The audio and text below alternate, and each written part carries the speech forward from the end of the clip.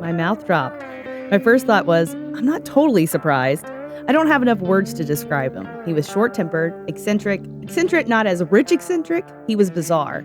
His mannerisms, the things he got annoyed at and frustrated at the things that his workers did. And that was Adam Smith, former employee of Herb Baumeister. Mm. And that's who we're going to talk about today. He sounds interesting. This is Jen. This is Becky. This is Too Close Home. I remembered this time. I always get so ready to get in that story that I'm like, let's just you don't need to know who I am. Just listen to my angelic voice. That it is. It's like the sound of little baby angels singing. Little baby angels at a 45 degree. But dad jokes right off the top. So Fox Hollow Farm is where Herb Baumeister lived, and it's supposedly hella haunted. So you already had me at hello. You know what I mean? I'm here for it. It's another H word, haunted. So let's talk about my sources real quick. The Horrors of Fox Hollow Farm by Richard Estep and Robert Graves. It's unique as it's not solely about Herb, but the hauntings by 2 points of view, a true crime writer and a paranormal investigator. And it takes a view that I hadn't seen when discussing true crime, in that they are focused more on the people that are trapped there than on the crimes themselves. Like, they kind of talk about the crimes, but they really don't. They just want to talk about the hauntings and stuff. It also is a highly annoying book, so don't think it's that great either. You Think You Know Me by Ryan Green, which focuses on Herb's crimes, but also in a very speculative way that we cannot confirm nor deny how things happened. And I'll tell you a little bit more about that later. ThoughtCo.com. Herbert Richard Baumeister, the serial killer, the Indiana businessman, had a history of mental illness by Charles Montaldo. Wikipedia, FBI records, because baby, I got to keep making sure I'm on that list. And, I won't fall off. Right? Medium.com. And so I was looking at stories of the spooky variety when I came across this book on Audible, and something sounded familiar. After a tiny Google search, I realized that why Fox Hollow Farm was familiar. I had seen it on Ghost Adventures. Which definitely is a guilty pleasure of mine. Holla at your girl, Erin and Zach. I'm going to make fun of them later, so I can't really do it that way. I'm not sending this to them. I'll be highly embarrassed if they hear it. We all know good and goddamn well I fangirl if they walked in front of me. Right. We all know Gacy's quote of, I should have never been convicted of anything more serious than running a cemetery without a license line. And Herb did just that. He buried a sickening amount of his victims in the woods surrounding Fox Hollow, making the ultimate ghost soup. So let's talk about it. He was born in Indianapolis, Indiana on April 7th, 1947. He was the eldest of 4 children born to anesthesiologist Dr. Herbert Eugene Baumeister and Elizabeth Baumeister. I got it, man. You hear that? Look at you. I was really nervous at first. Slaying it. It's like I'm a professional. Almost.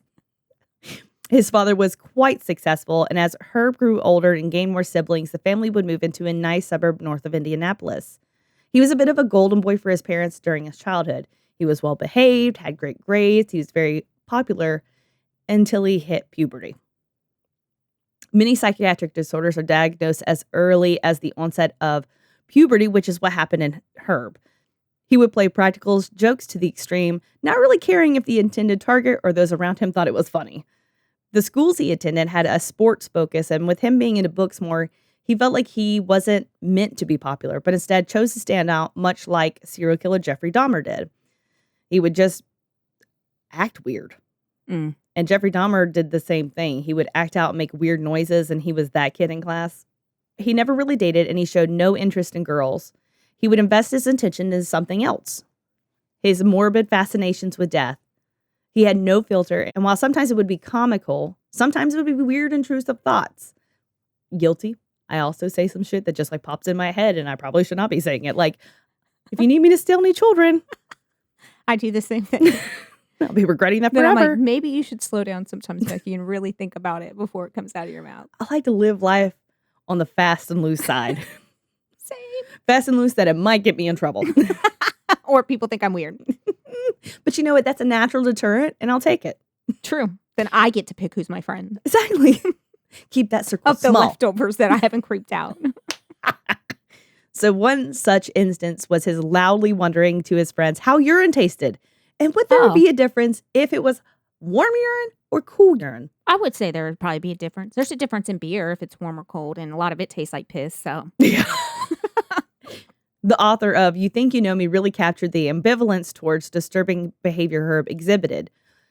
Boys will be boys would be a way to shrug it off, but on the reverse, had Herb been a woman, he would have been committed immediately. Oh, 100%. This made Herb realize he would be able to get away with things without much thought from adults around him because boys will be boys. This was like late 50s, early 60s, I guess. Oh, yeah, that was definitely the time of boys will be boys. I feel like they still try to use that experience. Oh, 100%. He would not only say weird shit, but do weird shit as well. There is a story of Herb finding a dead crow on a sidewalk, and he was fascinated, and he examined the bird, smelling the death wafting off his corpse, and proceeded to push his fingers into the dead body of the crow. He would feel the maggots and the rotting fascia covering his fingers while becoming harder than a diamond in a snowstorm. He was caught by a friend who asked, "What are you doing, bruh?" Quote. And he put the bird in his pocket, and they just chalked it up to Herb being Herb. Boys being boys. Listen, I don't know if that, when you're picking up dead animals on the road that have maggots in them and just put them in your pocket. And getting hard. This isn't a cute like, oh, I found a frog in a pond and forgot it was there. In high school, he would try extremely hard to become popular with disturbing behaviors, missing the mark, which means, guys, you always need to read the room. Always read the room. Herb was bad at it. I believe he mistakes any attention as good intention. Once he pissed on a teacher's desk. Impressively, while everyone knew it was him, nobody narked. I need that kind of devotion these days. Right? It was like all the students in class, like, bro, I don't know if it was. No, I don't think so.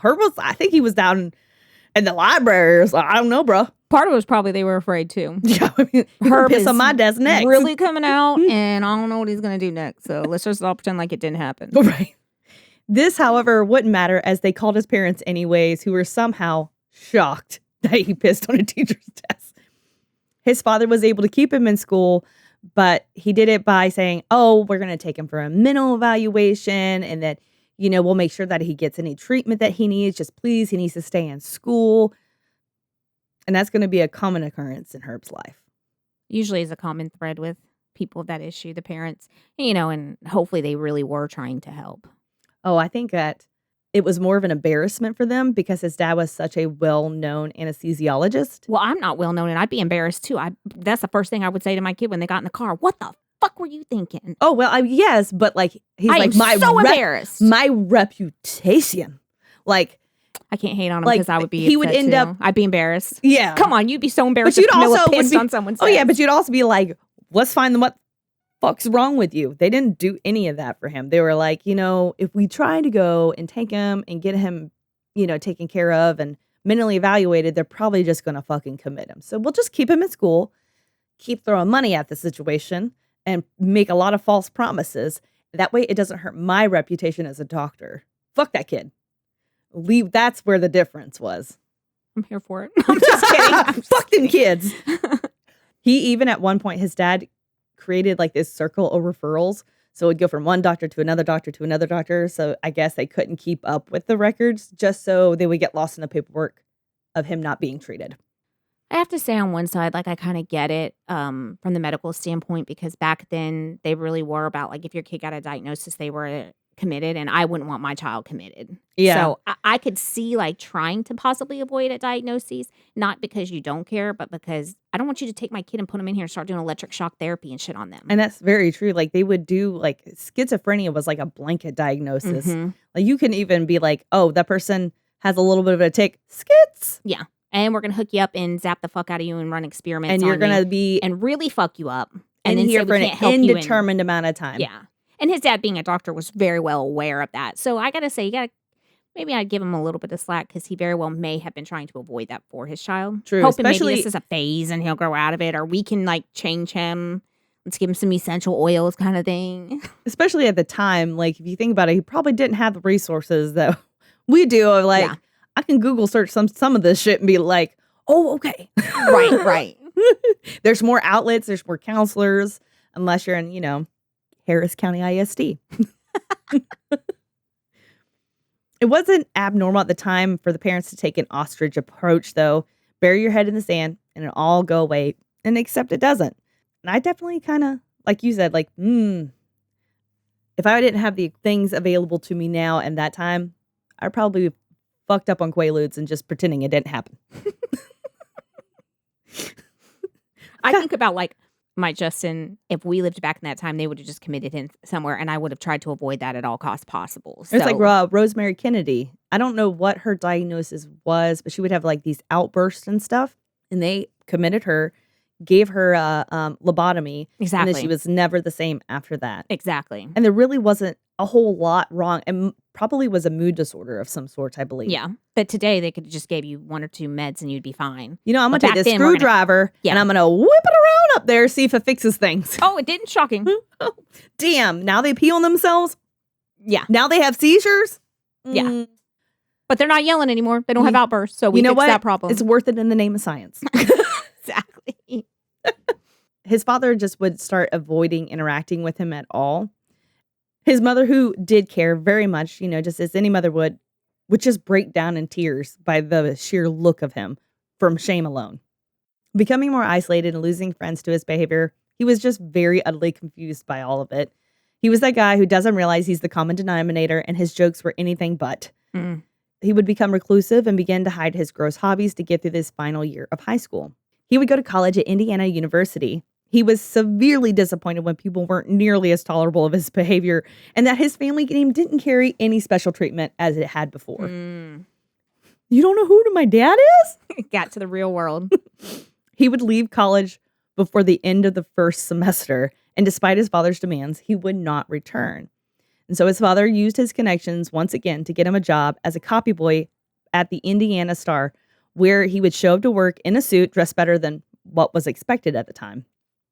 I really honestly don't even know what a copy boy is. So showing that industry's dying. I assume making copies. That's right. As far as I got. Jimmy's Fun Facts. While the position is almost extinct now, the copy boy was an indispensable part of the newsroom up until at least the 1970s and 1980s. Reporters used to type their stories on slips of butcher's paper and stapled alongside up to or around 6 carbon paper copies. On the cry of copy, copy boys and sometimes girls would separate the original story and run it to the sub-editors and separate the carbon copies for distribution. They were considered gophers, assigned to perform the menial tasks in the office, but the position was considered a stepping-off point for would-be journalists and college students who wanted to make a name for themselves in the industry. He craved praise and he wanted to be popular, unlike in his childhood and in high school. He was making some weird-ass comment and all, but his weird humor worked well in the newspaper environment. You have all these, like, marketing and account execs, and they're all awkward themselves. Yeah. So it just like, oh, it's just Herb. Yeah. And eventually, like, people would complain about him, and his boss would also be like, it's just Herb. It's him. He's so funny, though. Like, he's quirky. Part of me is loving this because I'm glad that they were being somewhat accepting of the weird kid. They were very accepting. It's just as sad he turns out to be a serial killer. Yeah. Bummer, right? It really is. Like, this could be a great story of accepting people who are different. Yes. Instead, I know it has a very sad downturn. Oh, yes. Boy, does it ever. He would do anything to become more popular socially amongst his coworkers, so he pulled no stops to impress them. There was a group of his coworkers that were like, hey, let's go to the college football game at the University of Indiana. We're going to all go together. And he's like, bro, I'll give us all a ride. And they're like, sweet. Direct quote. The day comes and he pulls up in a hearse. I would have still been there for him. And a limo hat. Like, beep, beep, let's go. Feels very Jennifer vibes. I would love it. Don't get me wrong. I'm like, that's the one thing he used his connections for that I fully acknowledge is a good reason to, is that he got a sweet deal on that hearse. You can't tell me right now if we were going out and I showed up in a hearse with a top hat and I was like, I'm here to get you, that you wouldn't be like, I'm here for it. Let's take pictures first. Get me in that casket. Popping bottles in the back. What, bottles of formaldehyde? Stop playing like you wouldn't be excited. I would. It have to be like real black. I want some red velvet curtains. I want it to be so extra. Exactly. Yes. I know it's a vehicle, but it needs to have lanterns out front like it's not. Yes. Like it's a carriage. Yes. All decorated with spider webs and skulls. Come on, girl, please stop playing. Stop acting like you better than that.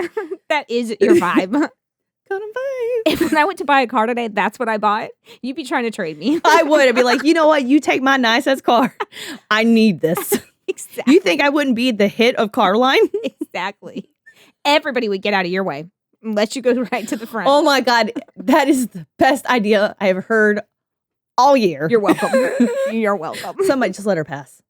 I will never be asked to have like a party here or a sleepover. Nope. This is the long game, Becky. Nobody This wants is you why to be you're the my room best mom. friend, because you Yeah. have the best fucking ideas. Exactly.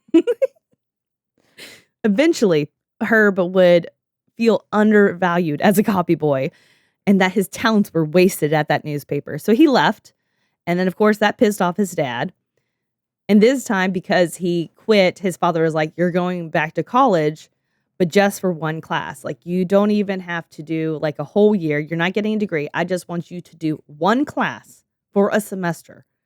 And he's like, all right, I guess I'll do that. And so he picked out an anatomy class. Oh, he probably excelled. Yeah, he actually did. His father was like, oh my God, he might become a doc, when he was just really fascinated with dead shit. You know, kudos, because I also am fascinated with dead shit. But he took it to a whole new level because he was like so excited. He thought he was going to be able to like autopsy a corpse. And then he got really bummed because they're like, oh, we're just using the textbook pictures. That's it. Fucking ghetto. Is it creepy for me to say that Jonathan is taking an anatomy class and he is like loving it? Now he wants to go in the medical field and he's telling me about all these autopsies they get to do, dissections. And But you know what? I have never known John to have a dead crow in his pocket. yeah, he is not. He is not. And he's like really excited about the dissections, but it doesn't feel like it's a creepy way. Oh my It feels God, like this it's could be our way in though. Like he could be a forensic anthropologist or something like that. Oh, I'm trying to get him to be a medical examiner. Oh yes, that's a glorious job. I know it's not really to other people's, but my opinion, it's almost like being a crime scene investigator. Yeah, it's fascinating. You're gonna see all the things that nobody else. You're putting all the puzzle pieces together. Exactly. He would be so good at that. I know. He's your son. Like he's gonna do amazing things. Thank you for acknowledging and saying me. That's called genetics, baby. And she got them top rack genes. JJ, you're so lucky. So lucky. I tell him every day, don't worry. Good. He needs to be reminded. Put that respect on it. You know what I mean? Put some respect on my name. He switched his focus from being popular this time to actually focusing on his coursework. And As it should have been the whole time. Who gives a fuck exactly. about being And of course popular? he It's way excelled. overrated. Right. And then this time, you know, he was quiet and subdued. So he wasn't making weird comments. So he just blended in. People didn't know who he was, but people didn't know who he was. It's a good thing and a good thing. His father was like, Finally. maybe he's done being fucking weird. Lies. It was around this time that he would begin to visit gay bars at night in Indianapolis. He would go incognito by using public transportation instead of the hearse, which I'm sure wasn't a guy magnet. When you say incognito, all I picture is those glasses with the big eyebrows and the big nose and the trench coat. And he's like, oh, nobody knows who I am. My name is Burb. My name is Cumin. Herb. My name's public transit. And so he would find a vibrant community and his visits would become more frequent. He would actually gain friends despite his morbid humor. His father did become a little concerned with his casual lifestyle. He knew he was going out, but he didn't know he was going out to these gay clubs. He's like, bro, all you do is this one fucking class and then you go, the book says like, he's just all about frivolity. So I'm just thinking about him, frivolity, like he's dancing down the street like, fuck my dad. I'm here for that life. One class and then just dancing in the streets. Look at me, my frivolity. And making inappropriate jokes. I have led my life wrong. Hold on, I've got a dead crow to show you. I think he would have been my friend. And with his dad starting to get irritated, he was like, oh, I need to get ahead of this because I don't want to have to Let me sign up for a second class. No, you know what he did sign up for? Not a second class, but the Young Republicans Club. Okay. So his extreme right-wing politics and lack of humor already found in politics, he fit in quite well and was starting to feel respected, even gaining the attention of women in the club. His family connections were of some import again because how else does nepotism exist? Exactly. He was a Nepo baby. 100%. This is a cautionary tale. And he was also considered, quote unquote, handsome to the group. So at the club, he meets Juliana Seidel. She was a high school English teacher who was taking classes at the college part-time. They shared political views and a mutual fondness of cars. So they felt like they were a good match. That's all you need. A and B. We got two interests right there. And so at this point, he's at an impasse in his life. One side is the white Anglo-Saxon Protestant waspy life of a wife, picket fence, and 2.5 kids, the American dream. And the other was the life as a gay man who enjoyed the night scene and had parties and hung out with all his friends. That is a drastic, stark difference. Very much. One sounds fun, one sounds lame. And I think you know where I'm going with this. Fuck them kids. Exactly. I too would want to just hang out with a gay community. It's honestly the best community. It makes sure I dress right. Okay. Yep. There's always fantastic fucking parties, fantastic brunches. And they always seem to have money. Always. They said fuck them kids. Fuck them kids. They know. They knew better. They're like, I was a kid once. Highly don't recommend. 10 out of 10 would not do again. Hella ghetto.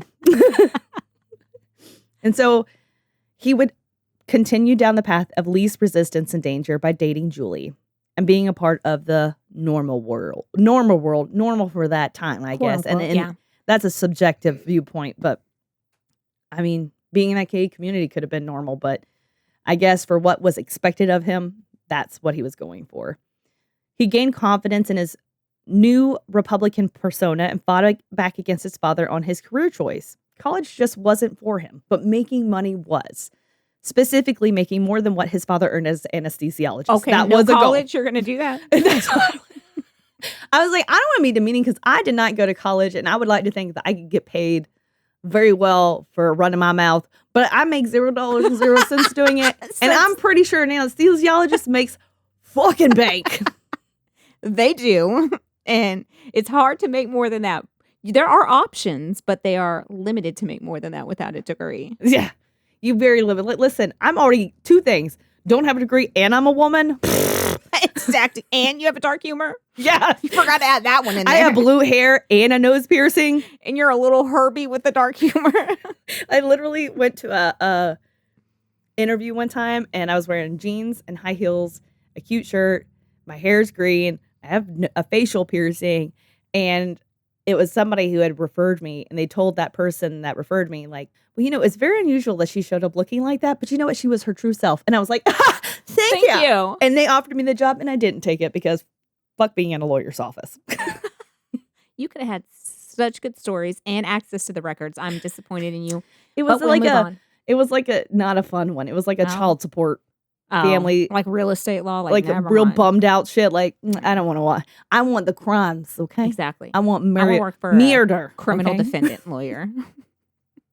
I want that criminal defense lawyer that's a sleaze. Yes, that is always on TV. Yeah, because that's how I'm going to start my career. Exactly. Like, who is that girl in the background? Who is that gorgeous woman with a septum piercing and blue hair, piercing eyes, and a weird demented smile?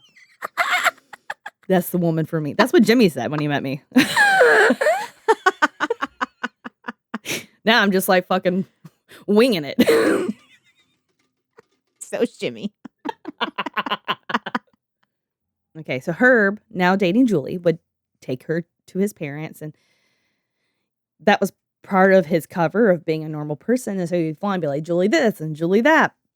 His father fluttered over Julie, like, oh my God, yes, he's got a girlfriend. Thank fucking God. Someone else's problem. Mm-hmm. But his mother was initially hesitant. First of all, Julie wasn't from a well-off, good part of society necessarily. And then she also kind of wanted to warn her about Herb. But then she came around and was like, you know what? Julie's going to be good for Herb. And so she finally was like, all right, we're cool. I guess you can hang out with my weird son. She also thought that Julie could be cheaply bought with hush money if Herb ever got extra weird again and she'd have to divorce him. Interesting. Like, you know what? That girl ain't got enough money. I could probably throw a quick grand her way and she'd be like, deuces.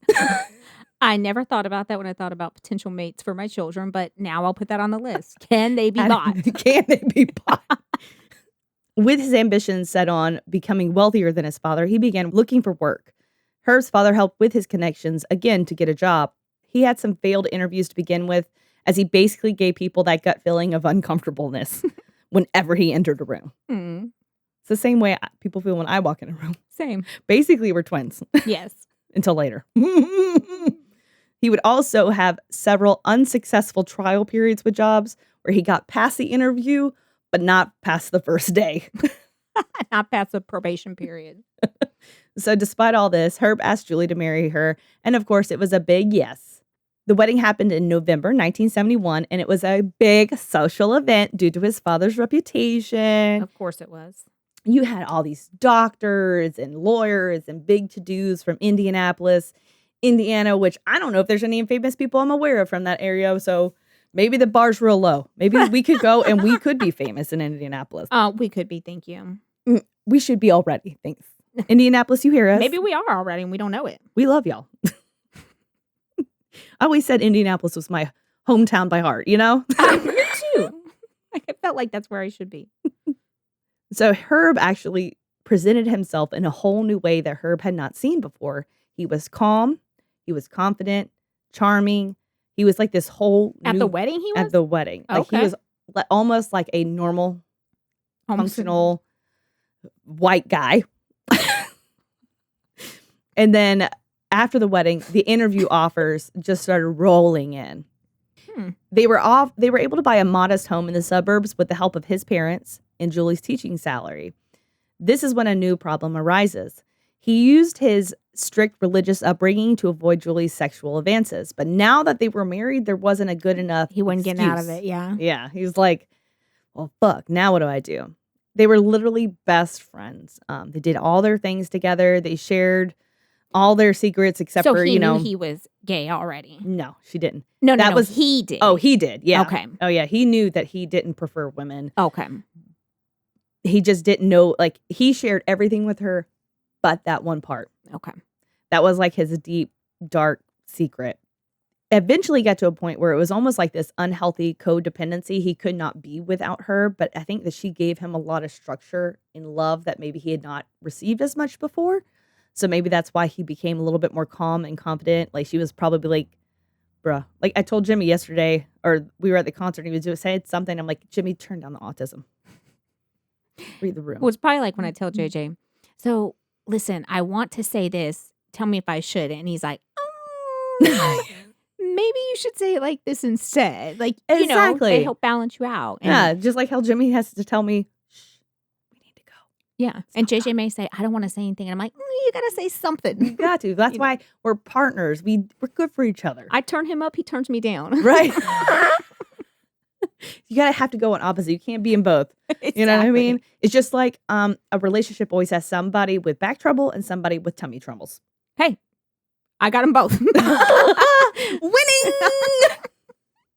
Think of all the pressure she carries for you, JJ, by having both troubles. That's why my back hurts. Carrying this family. I carry this family. I'm a hero. JK. Is it though? You are a hero. You're my hero. Thank you. So he would lavish her with love and affection until they got behind closed doors. And then he was completely like cold and distant. He would never be naked in front of her. And he would have to try to hide his revulsion when she would approach him naked. Like, He was like, you want this dick? Too bad. like, look at them titties. There's some great titties. I try to hide because if I get remotely naked, my husband's like, oh, it's like the cartoon with the googly eyes and the tongue. Jimmy too. She thought all this was shyness. I'm like, Aw. bless her, pea picking heart. As she became more aggressive in her attempts to bed him and her never-ending presence, he would withdraw even more. 6 months in, Herb's father went to visit the young couple. It was apparent that Herb was mentally unstable and deteriorating. Herb was given money for the home because he promised his father, "Oh, I'll have a job soon and I can pick up the payments and stuff." But he would never follow up on any of these interviews, never contact anybody. He just pretty much stayed home. Within 24 hours of his father's visit, he had him institutionalized with Julie's blessing. Oh, Julie's wow. like, I don't even know what the fuck to do with him. Because I'd be like, let me get this straight. You ain't working. You ain't making no money. And you ain't putting out. And you ain't to putting- go. You got to go. What's it? Cash, ass, or grass. And he wasn't supplying none of them. Nobody rides for free. He was institutionalized, and at first he was very hesitant on like really discussing stuff with the therapist and all that, and As we all are. as we all are. And then he finally started getting more comfortable, and he was diagnosed with, you guessed it, schizophrenia. Herb felt like he could finally admit his homosexuality and disgusting feelings towards corpses, and he put it down to like it was two personalities. Like, oh, Herb is a great husband and father and a regular blue-blooded American citizen. Whereas this guy, the schizophrenic, this personality is a homosexual who is gross and disgusting. Okay. And that's what explained it. Oh, I finally have this diagnosis. There's a reason why I feel this way. His depression was finally lifted, so his father had him quickly discharged, so it was less likely to get out that he was there. There were drug therapies available at the time, but his father and other views of the people around him at the time felt that they were a crutch, which is really surprising given that his dad was an anesthesiologist. Well, I think mental health was still frowned upon then. I mean, You would we're think anesthesiologists, I just want to love giving drugs out, knocking people out. Why would you not want to give this boy a tranquilizer? True. I mean, that's definitely one way to look at it. Listen, I'm never worked in the medical field, but I have a good thought. I've never known you to be wrong. Right. Maybe there. And so Jim's like, they didn't even care about their kid. They want to give them a tranquilizer. the next line I totally forgot about this. They felt like it was a crutch. And if they are, call me crippled babies because I need drugs. See what I'm saying? See what I'm saying? I love drugs. You know what? They keep me happy, well adjusted. Okay? Doesn't stop the smell from running. They ain't found one for that yet. No. They ain't found one for that yet. Listen, we would be out of business. Jimmy would have nothing to edit. Mm-mm. And so he returned home to his wife, and he was finally able to perform in the bedroom. But I mean, like with the lights off and him using his mental fantasies to help him get there. He would still not be naked in front of her, and she assumed that his behaviors had something to do with his lack of athleticism from his childhood. I thought he was insecure about his body. That, or that maybe he doesn't have stamina. I don't know. Like, he don't work out. Poor thing, probably get winded. It's true. She felt like she had finally achieved what she dreamed of, an assertive husband and fulfillment of her wifely duties. Again, this is like the early 70s, so. Right. I would not have survived at that time. Same. Herb announced that he would start having alone time as a part of his mental health journey. Just, take walks and go to libraries, nothing special, just to collect his thoughts. And Julie agreed without blinking an eye. Whatever he needed, she was going to abide by. Sometimes I need alone time. Exactly. Everybody does, to a degree. He would finally start working dependably at the Bureau of Motor Vehicles, which his father had secured for him, of course. So let's talk about the lives of the Bureau of Motor Vehicles workers. Like, holy shit, there's a monster who conducts driver's tests. It makes so much sense why the DMV is a terrible place. Pure speculation. Sorry, guys. It was totally a joke. But if you work at a DMV, I'm sure you're great. I'm just saying everybody seems miserable in there. They do. Like, if I had to imagine purgatory, it's probably a DMV. Mm-hmm. Because I bet they get yelled at a lot by people. Oh, my God. Soul sucking. Although they probably are really funny bitches. Probably fun to go have drinks with. Oh, hell yeah. He would learn the ropes quite quickly, and he would become a professional. That is until everybody was comfortable with him and he could ease in his weird humor and weird outburst. He's like, now that they all like me, I got some jokes for you guys. It's time to take the mask off. He would legit be brown-nosing tattletale. To make things worse, he was a perfectionist, making it impossible to get back at him for being a little bitch. So he would like be abrasively loud and demeaning to the workers around, his co-workers, be like, you fucked up this and you fucked up that. And so, of course, when you have somebody who's a snitch in your office, what are you going to do? I'm going to start watching your shit. I'm going to start looking for your mistakes to complete this game. But then he never made mistakes. He was very meticulous. Talk around the water cooler was that Baumeister was a closet homosexual and a nutcase. So while his coworkers hated him, his work ethic was applauded by management, and he was pretty much fast-tracked until he got too weird for everyone. And by too weird, like one Christmas, he sent out a Christmas card with just him and a drag queen.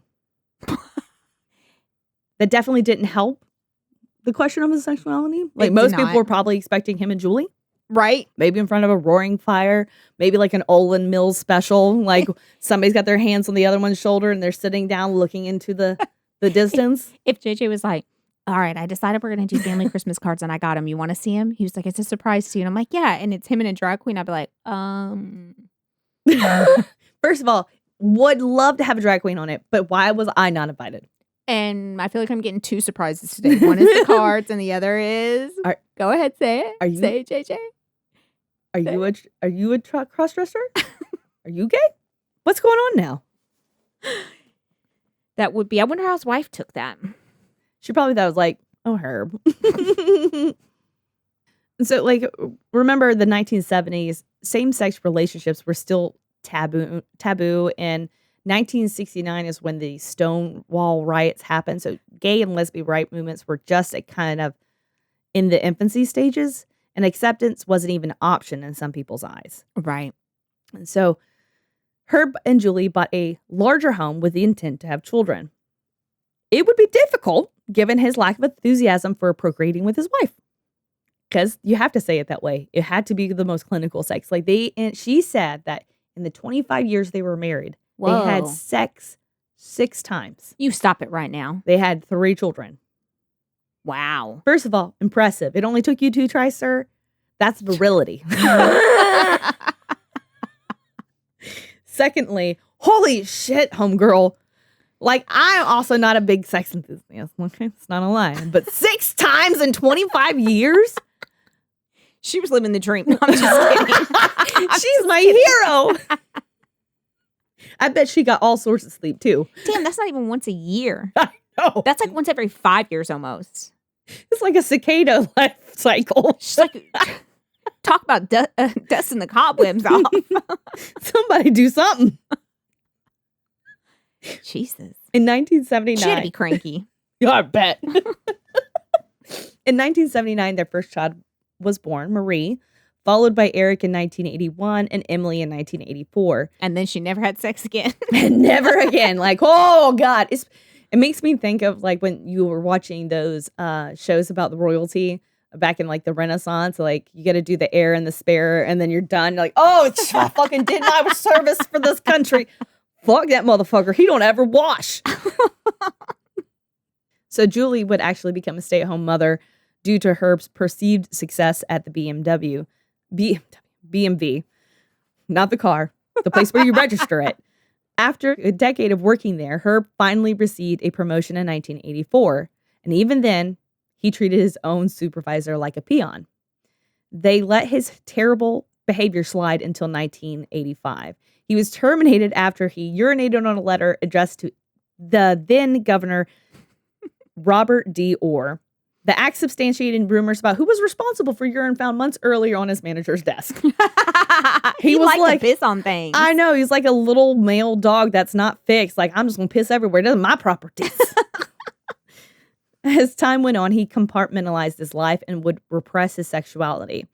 He thought that spending time via random sexual encounters with men, that he could repress his darker desires, but they discovered that it didn't hit the spot, so to speak. This was hugely frustrating as he was trying to figure himself out, and that notoriety of how wonderful sex wasn't that enjoyable for him. He felt out of place and would not enjoy it like he thought he would. He would often choke his partners to quiet them. This was kind of a speculative one. We don't know. He didn't talk about this stuff. Plot spoiler, he kills himself at the end. So really, this is one of those things that they think based off of one survivor's account that he was into. Sex with his wife was a cover, and sex with men from the clubs was awful because they were concerned with their own enjoyment. In his eyes, he was the most important thing. He was the center of the universe. He wanted his partner to lay still, quiet, and cold. Oh. And they believed that he probably thought the heat of a body was too much. He was so preoccupied with dead things, they thought that maybe he might be a little bit of a necrophile. Okay. After Herb had trouble finding work, Julie went back to work to support the family, so Herb became a stay-at-home dad. By outside accounts, he was a loving and doting father. He wanted to break the cycle of his upbringing. You know, it's very normal in the fathers of his childhood to be very hands-off. I don't want to deal with you until you're grown up. He wanted to spend time with his kids and love on them and be there for them. But he started secretly drinking more and visiting gay clubs and sex workers more often. And at some point, he would stop visiting clubs altogether, strictly seeing sex workers.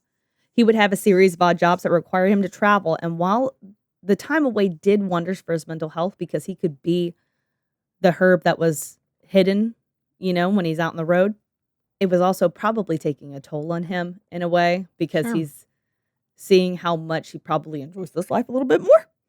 He would travel all along I-70 during the time with a small budget, so he stayed at sleazy hotels and he ate in cheap diners.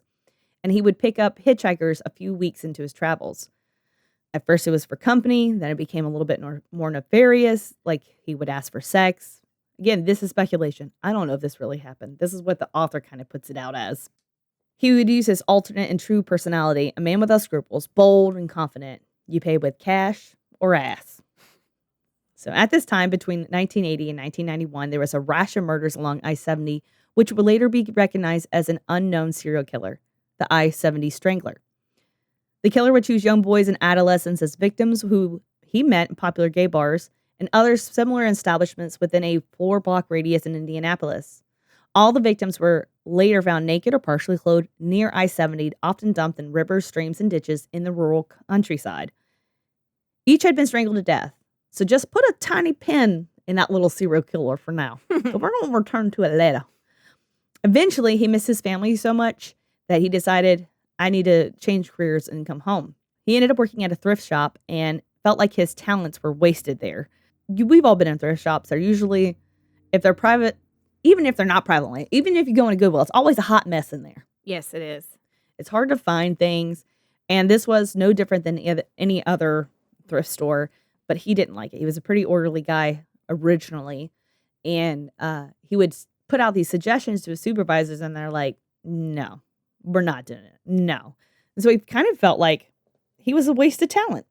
At the 2-year mark, before he could pee on anyone's desk, Herb got devastating news that his father had passed. He had spent his whole life trying to best his father, to exceed his wealth, and to gain his approval. This meant that he would never have the chance to do that. But then he realized he was no longer under this logic and was now free. And while Julie expected him to be completely devastated, he was actually elated with the new idea of his life. Both Herb and Julie had hoped to own their own business, and with his experience in the thrift shop, he knew that he could use this business and his skills to make it wildly successful. So by the end of his 3rd year at the thrift shop, when he felt he had all the knowledge he needed, he visited his mother and asked for a loan to start the business. A loan of $4,000, which is $10,000 some change in today's money, which is a big gamble. You're going to ask your parent for 10 grand. Well, my parents ain't rich, so. Mine aren't either. But I feel like if my dad was a doctor, you can give me 10 grand to start a business. That's like vacay money. You know, like that's like a day's pay for you. Exactly. That's like probably an hour. God knows. I don't know. I've never been that rich. Me neither. Probably never will. It's not a problem I've ever had. It's not. In 1988, Herb and Julie opened Save-A-Lot, not to be confused with the grocery store. They had the backing of the Children's Bureau of Indianapolis, which is a normal model for a thrift store.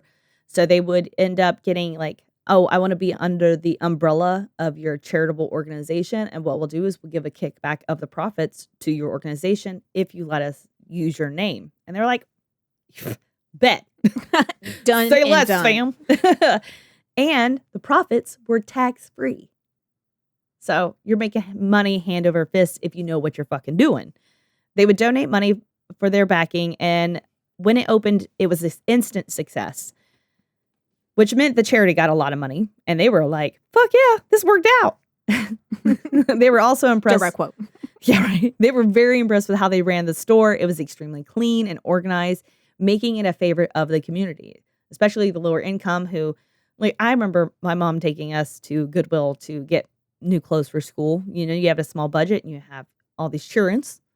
Got to make that money stretch. And to go somewhere that's not hectic and feels more like a regular store probably was pretty nice. Mm-hmm. Would have been nice for me. I'm just saying. At the end of their first year, they were able to hire people to run the day-to-day, and by 1991, they were successful enough to move to a larger home in the Westville district of Carmel, Indiana, in an 18-acre country home. Wow. This is Fox Hollow Farm.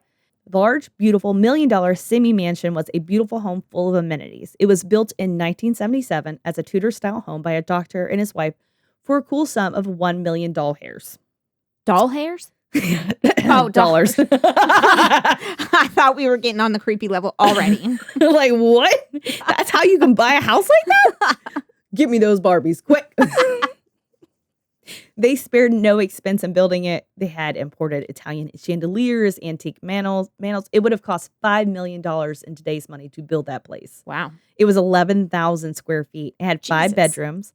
It laid on 18 acres of sublime pastures and forest. Well, you know, if JJ bought me a house like that, he wouldn't have to put out. I'd be fine with sex once every 5 years if I had that house. Oh, damn, she really was living the dream. Right. You know what makes it even better? So Indiana, right? You would think they wouldn't have a pool. Bitch, they had an indoor pool. See what I'm saying? You could swim year round. And they had a stable. So if you wanted horsies, you could have horsies. Matter of fact, I would give up sex for JJ to buy me that house. Sorry, Sorry, you hear JJ. the deal, JJ? Sorry. That's all I you love you, have to do. Pretty much become a priest and a nun, and y'all can have a multi-million-dollar mansion. Think of the productivity. Oh, I didn't say he would give it up. And so let's talk about Carmel, Indiana, so you realize how rich of an area besides the house. Because some people build houses, million-dollar houses out in the middle of nowhere, not necessarily a nice community, but this place is very well-to-do. As of 2020, the census, it was 85% white. Of course. So you know, in the 80s and what this was 1991, definitely even a higher percentage. I'm sure. Okay.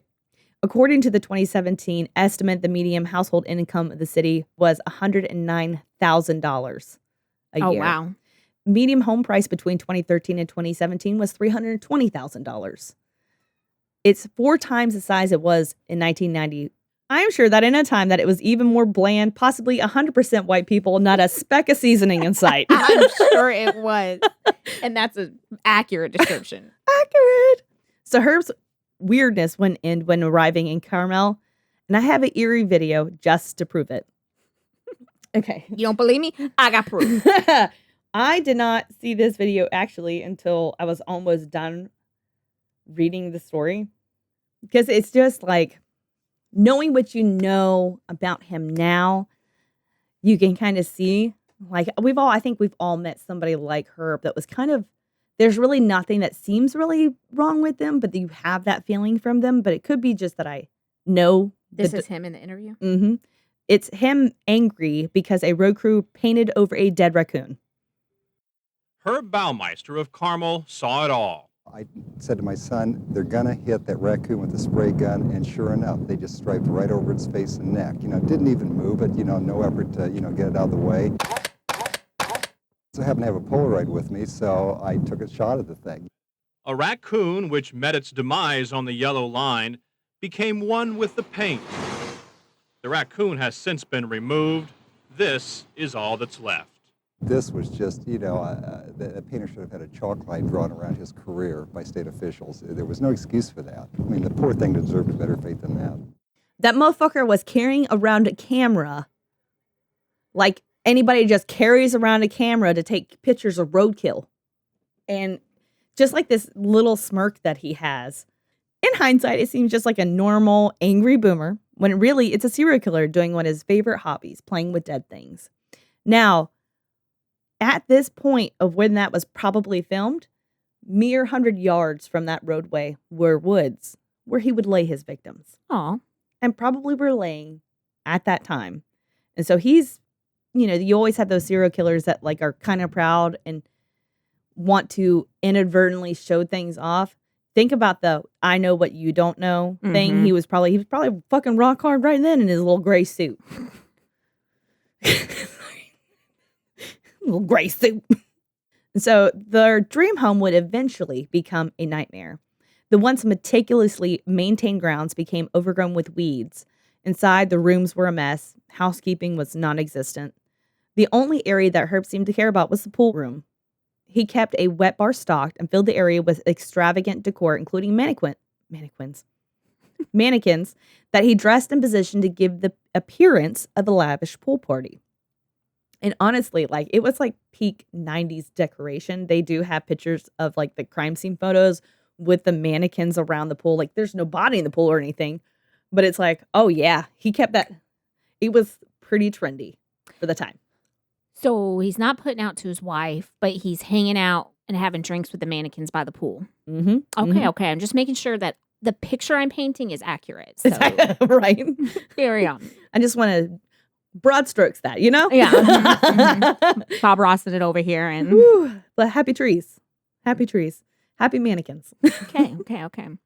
The marriage between Herb and Julie would also falter, with Herb beginning to treat her more as an employee than a wife. He would overrule her All right, opinions. that's where I draw the line. Motherfucker. Exactly. Like, bitch, I wish you would. Make a list of chores for me. You fuck around, you find out. He would overrule her opinions on the business and was very goal-oriented to grow the thrift store, opening a second one not long after the first and scouting several prospective new locations for new stores. He demanded an extremely high and unattainable profit margin for their stores.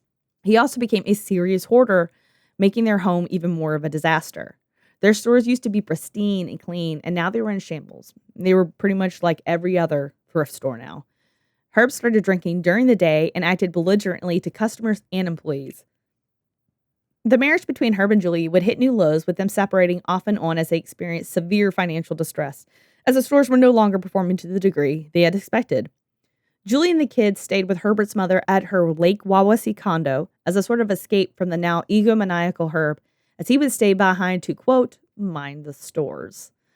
They would be gone nearly all summer, leaving him alone on Fox Hollow Farm. His decisions started to become more erratic and his priorities skewed, and I'm sure this was exacerbated by his newly found favorite hobby, cocaine. It's a hell of a drug. Nothing really tops off the erratic personality like a little coke. Yeah, just get a little bump. Get a little bump. A little bump. I say it like I know. I know nothing about doing it, but I've seen people. I've seen it. So I'm a witness. I worked at a police basically station. the same thing. He would use the time his wife was away to visit clubs again, but under a new alias, Brian Smart.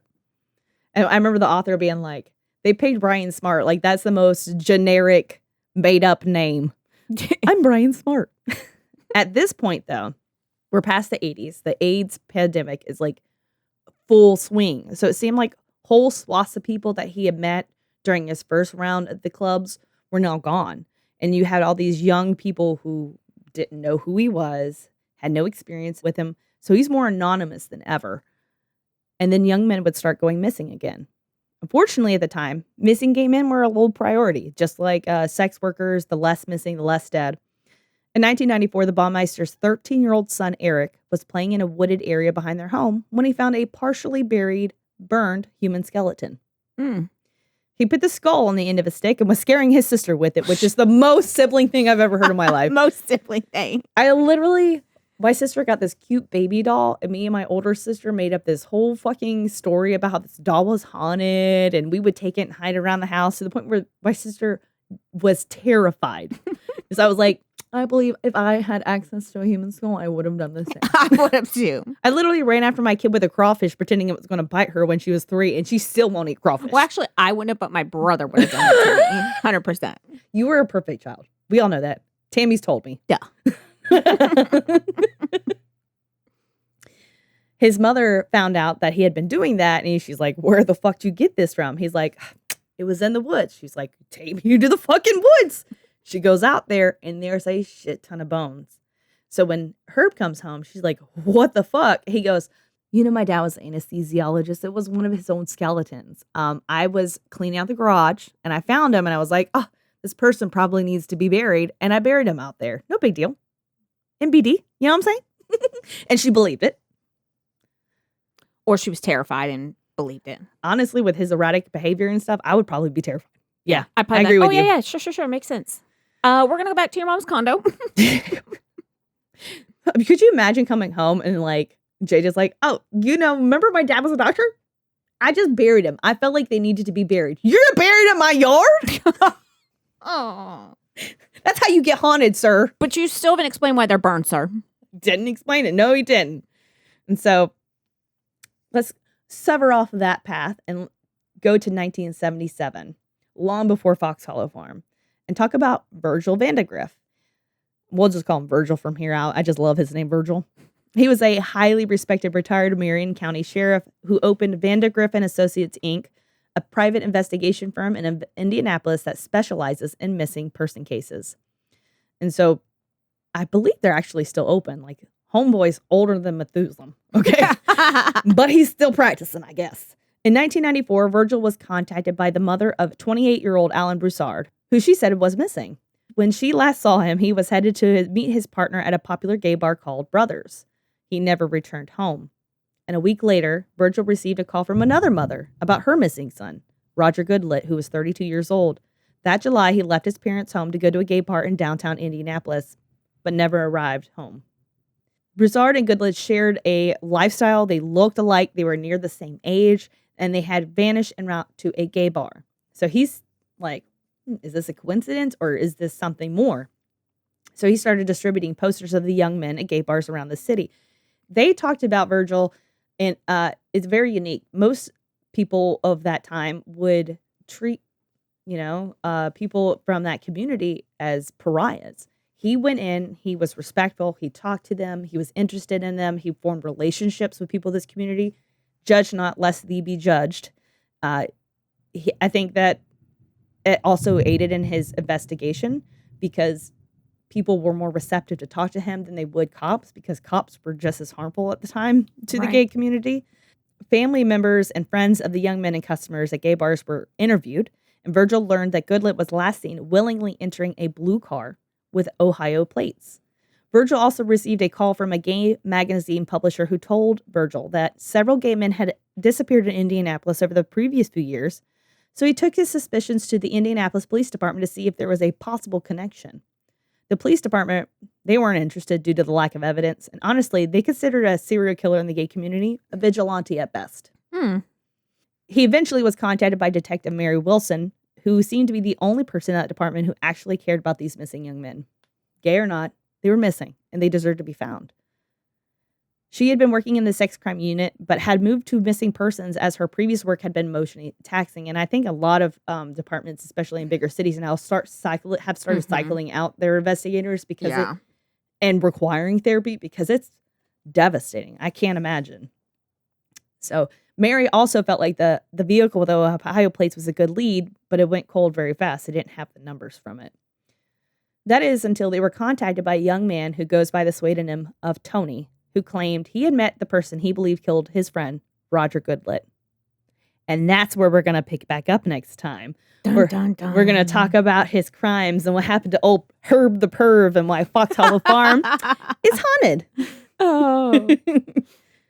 This one, like, I really loved the one that talked about his crimes or like more about Herb's history and stuff, even though it was speculative, because there was more information about the other stuff that happened, where the haunting one is a little bit more sensationalized. And as I kept reading it, you could see in my writing where I kept getting more and more pissed off. Like, okay, all right, start calling you Sack Bagans, okay?